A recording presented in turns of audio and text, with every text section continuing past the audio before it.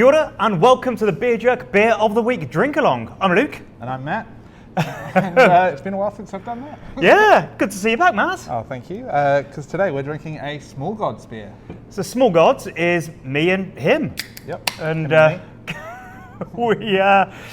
Small Gods we like to make interesting beers, the sort of beers that we want to drink, basically. We brew beers in really small batches. And we don't really care about making beers that are going to be commercially viable or saleable. And the truth is, there are various styles that customers just want to buy. So that's what gets made. So the reason we started making beers, well, first of all, it's because I wanted to drink a Braunschweiger Mumm. Yeah, so that was that big historical British dark beer. And yes, over the years we've made all sorts of interesting and different styles.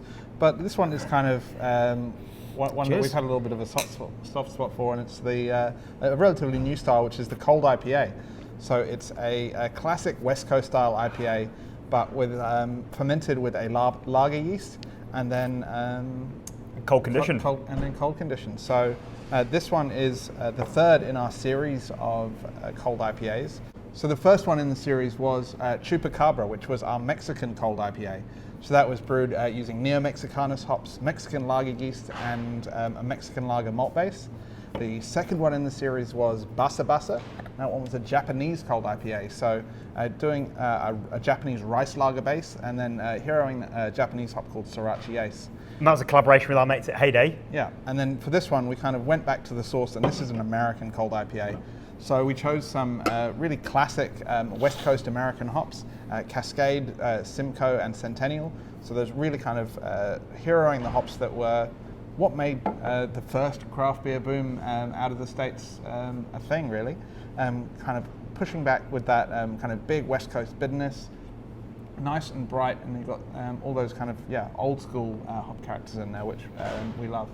Yeah, so it's a bit of a niche idea behind the series, which is often the way with our Small Gods beers. There's often a very long and convoluted story behind every part of it. We spend a lot of time thinking and talking about our beers, concepts, recipes. But yeah, in a nutshell, it's a Mexican corn lager, a Japanese rice lager, and an American light lager. So really, it's something like a Bud Light, I suppose, and this would be something like a Asahi and something like a Corona, but obviously not really. Not really. I mean, because one of the other differences, obviously, is the ABV. So with these beers, we started out with Chupacabra at 6.7%, which I thought was kind of a reasonable IPA level. And then when we brewed Basa Basa, we wanted to amp it up a bit, so we took that to 7.7, and then Mothman ended up at 8%, because I think one of the things we've found when we've been experimenting and brewing with these cold IPAs, that alcohol really adds a sense of mouthfeel, a sense of body, and it really ties the flavors together. And where we're brewing quite dry beers, it adds back a certain level of sweetness. So really think that these beers actually work really well at those higher ABVs, where you kind of get an overall impression of something a lot fuller than the beer actually is. Yeah, alcohol really helps, and that's the thing that we always try to do with our Small Gods beers. I don't think we're going to be brewing an alcohol-free beer or a low-alcohol IPA anytime soon. We like to look at styles and judge what they should be at, and yeah, you're right about the mouthfeel with alcohol. It's like if you ever have a glass of neat vodka and swirl it around, it sort of clings to the side of the glass. It's oily, and there is a sort of like oily mouthfeel to a big boozy IPA. But it just works really well, and especially when it has got all of those adjuncts in there to give it the really, really light body of the corn. And then we've got those American hops in there, as we talked about. So there's some, particularly with the Simcoe, there's some resinous pine there, which kind of, those hop oils kind of play into that alcohol mouthfeel as well. Yep. But really happy to be using those kind of original American hops. Cascade, Simcoe, and Centennial have been around for decades now, and they're kind of the hops that are really responsible for the boom in craft beer in America back in the 80s and 90s. And it's really nice to be kind of harking back to those flavors pine, citrus. There's a little Turkish delight coming in from the Cascade there. Yeah. So really happy to be showcasing those American hop flavors on an American light lager base, and then tying it back into an American story as well. So you'll notice that this beer is called Mothman. Which is best consumed while communing with the spirit world. Yeah.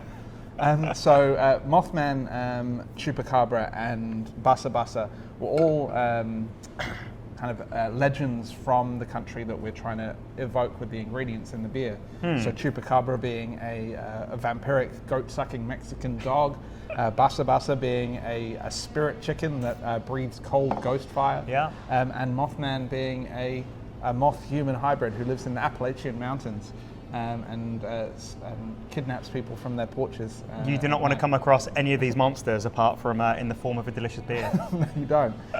So yeah, it's one of the things we try and do with Small Gods. The things that we really enjoy is tying the creature, the history, the legends of the characters and places and stuff that we feature on our beers back into the style of the beer that we're brewing and the place that it comes from, to kind of just create that overall impression and kind of have a genuine connection between what's on the can and what's in the can. Yeah, and it's and with that hoppiness, it is sort of reminiscent of the IBU wars, although it's not as extreme as those beers, which got a bit silly for a while back there, a decade or so ago. And yeah, as Matt said, that these hops have been around for a little while, and they were really what I suppose spearheaded the modern craft beer revolution in California, especially, and Oregon, where it all really kicked off this new wave of beers. But they're still around because they're delicious, and it's really awesome to see the hop growers still experimenting and creating new varieties of hops. And every season, new varieties are coming out, and it's really cool to see things like Nectaron we just recently had, Superdelic in New Zealand, Kiwi hop, which just has New Zealand really punches for just coming out with brilliant hops, and obviously Ron Beatson is behind a lot of those, who Nectaron is named after. But they're not all as good as the classics. And then in our New Zealand hops, you have like Nelson Sauvin, you have Rewalker, you have Motueka, and kind of for me, like nothing really touches those three great hops yet, and I'm excited about the next big one to go along. But anyway, that's pretty off topic because we're supposed to be talking about American hops. But it is interesting with those development of hops, and what you often see is actually hop varieties vary year on year. I know lots of people have talked about Amarillo as a hop that was one of my favorite hops a few years ago that kind of dropped off and kind of didn't taste the same for a few harvest years, and then it's coming back. And so it's really interesting to look at and consider the differences in hop harvest year on year. And it's something that people kind of don't understand and don't talk about, is that a lot of your favorite beers, the recipes will change year on year because the ingredients change year on year. Yep. And the different barley harvest, the different hop harvest, you'll actually have to change the recipe to keep the beer tasting the same. Absolutely. Because you get different alpha acid yields, different flavor profiles coming through. So yeah, it's one of the tricky things that brewers chasing consistency have to deal with. Yeah, it is an agricultural product. It's the harvest change, much like people talk about grapes and wine and the terroir, and it's different season to season. But yeah, as if you've ever eaten anything that's been grown, you'll know that sometimes an apple is especially tasty, and sometimes it's not really. And it's different plots, different geographical conditions. Everything changes. Yeah,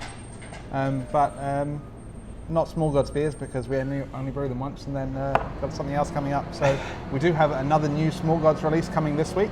So keep your eyes open for that. It's another American classic. So I'm really excited to get you drinking that. Keep all four of your eyes open on both sides of your head. Cryptic hints about what we've got.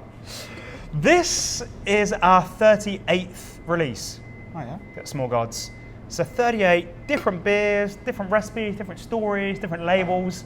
It's pretty good, hey? Yeah, and we do love to put a bit of effort into the whole vibe. So if you want to read what we've written about the beers, you can check them out on smallgods.co.nz. Yeah. And you've got the whole back catalogue there of some interesting beers that you can dig into. And just gazing into my glass, I've noticed there's a couple of floaters in here, which are nothing to worry about.